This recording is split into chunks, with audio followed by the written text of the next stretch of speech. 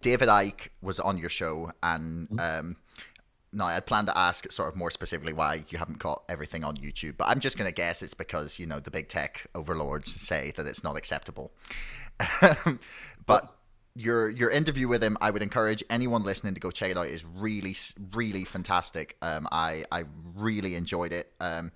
And basically, he is alleging that all of the things that have happened over the past 18 months, 2 years, have been an orchestrated plan that is the coming to fruition of 40, 50, 60 years of planning by secret societies and the global elite.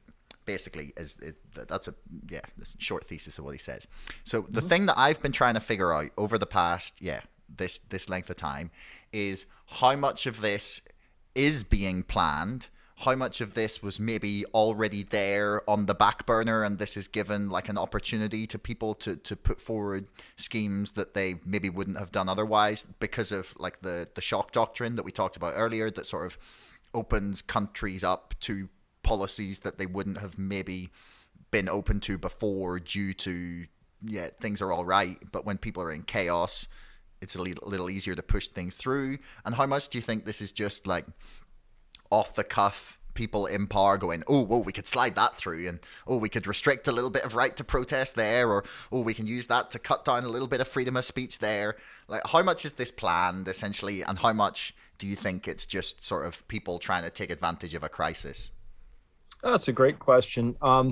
I go back and forth, and I'm not sure which is the worst answer. Answer one is it's all planned. Answer two is it's not planned at all. It's like answer one at least says, well, somebody has a plan. Answer two is we're just, careening our way through a disaster with nobody at the wheel. So when I that think does about sound worse, this, doesn't it? yeah, well, so which is worse, but it's clear that a lot of this has been planned, right? So the parts that are planned, and of course there are plans, right? There have to be plans. So I'll tell you from my perspective, I'll just give you two statistics. They're very, very quick and easy. And I know that these statistics have to change badly over time. And I know there's a plan around this. The United States is 5% of the world's population, and we consume 26% of the world's oil. That will change over the next 10 years. And what's going to happen is the US is going to get a lot less oil. And that has to happen because it's not possible with almost 1 billion people entering the middle class in India and China. They all want washing machines, and they're going to have cars, and they're going to have apartments, and maybe they're more efficient than the United States model, but 1 billion people is a lot, right? So this is, there's a plan. Of course, there's a plan around that. And we're humans though. So we look up in the night sky and we see animals and things, right? So we make patterns sometimes where to tell ourselves a story. And so I worry about that sometimes, is there this big evil cabal of people, really directing things? Because the big evil cabals do exist. It's the extent to which they have control is the real question. That is the question. So I know they exist, and I know they have plans. I know they do because, Josh, you and I, we would have a plan if we were in their shoes. Of course you would. 100%. Yeah. I worked with big corporations before. They have plans. They're not called conspiracies. We're going to market and destroy our competition, right? It's just how humans are. Again, incentives, right? But I've been watching what's been going on at the Davos crowd for a long time. And these are the billionaires who are at least the front face of that organization. I don't believe we see everybody who's really powerful and influential in this story, but the ones who are show up, and they've got a website. You go to the website and they say, here's what we'd like to do. And so they say they want to do it, and then it's happening. And I'm the kind of guy who says, if somebody says they're going to do something and it happens, maybe they did it, right? So I know there are people out there who are thinking this through, and it comes again back down to resources. We simply don't have the resources for 7.8 billion people to all live like we do in the United States, because I'm pretty sure you can't burn 300% of the world's oil. No, right? It's not. No. There's and so there are plans out there for how do we manage this, and I'm believe me, the why of this I'm completely 100% in agreement with. We have to come up with a new arrangement for how we're going to live on this planet. The how they're going about it, I don't agree with, because the how for them is, well, we'll just sort of hide this. We'll not be honest. We'll exploit a particular set of situations to advance that agenda, right? And that to me, so I'm a scientist. I've tracked COVID really, really carefully. I can tell you without a shadow of a doubt that the combined responses of almost every Western nation in this regard has nothing to do with health or public health. Nothing. And I can prove that conclusively, because if they did care about public health, vitamin D, everybody would have heard about it. You would have been told about it. We have tons of data that says it actually cuts all sorts of bad consequences by 50%. And it's a very easy thing to distribute and tell people about. And in fact, if they cared about racial injustice, they would also promote it, because people with darker skins tend to have lower vitamin D because they don't get the natural source from the sun, particularly at northern latitudes.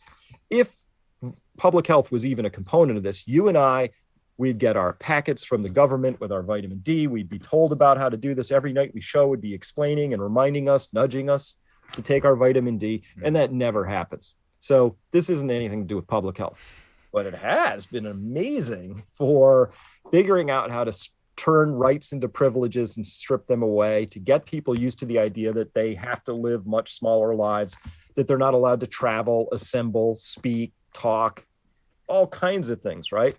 So it's been magical on that front. I understand this not through the lens of public health. I understand this through the lens of what the next 10 and 20 years are going to look like. And by definition, they're gonna, if energy is as bad as I think it is, this is going to be a really difficult time. And so the extent to which people can understand that before it happens is the extent to which they can dodge that bullet. And by the way, very simple. I can, I got a lot. Let me condense it.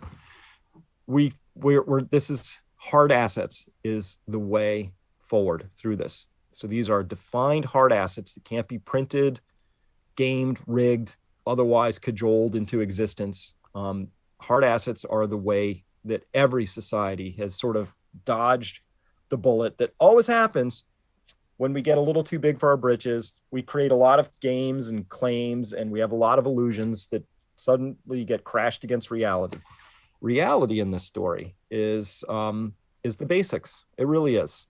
Food, water, shelter, warmth. That's the bottom of the pyramid. Next up, the goods that sort of flow off of that, on and on. So you get up to the top of the pyramid, which is just derivatives, puts, calls, options, futures, games. We can all play the games, and I get it. And I'm a game player. I get it, but that's not reality. So for anybody listening, it's time to get real. It's time to understand really honestly where your true sources of wealth really come from, right? And, in my work at Peak Prosperity, we don't talk about just financial wealth. We say there's 8 forms of capital that you need to be wealthy in order to really be resilient.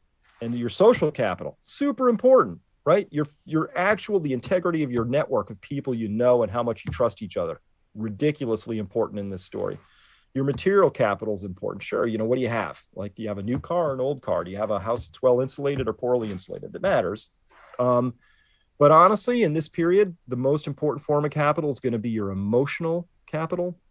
And that's because people could have everything, but if they fall apart when a crisis hits, it doesn't matter. It's all for naught. So the ability to be emotionally resilient, to be able to control your emotions, to be able to be even keeled when other people aren't, is really, really absolutely the most important thing. It's a determinant for thriving. I'm not talking about surviving. I'm not a survivalist.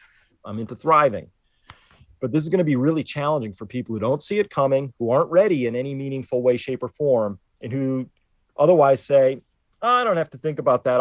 When the time comes, I'll get ready. No, you won't. You'll be out there with everybody else in a long petrol line freaking out, and you won't be ready. So that's why I do what I do in the world, is to help people see the system, hopefully see it before it happens, so that you can skate to where the puck is, right? This is a period of time when I think whole fortunes get destroyed and whole new ones get built. That's what this period of history is always about in human terms. Yeah. But very few people can actually see it, and even fewer people can take action before it happens. It's just, I don't know, it's part of the deal.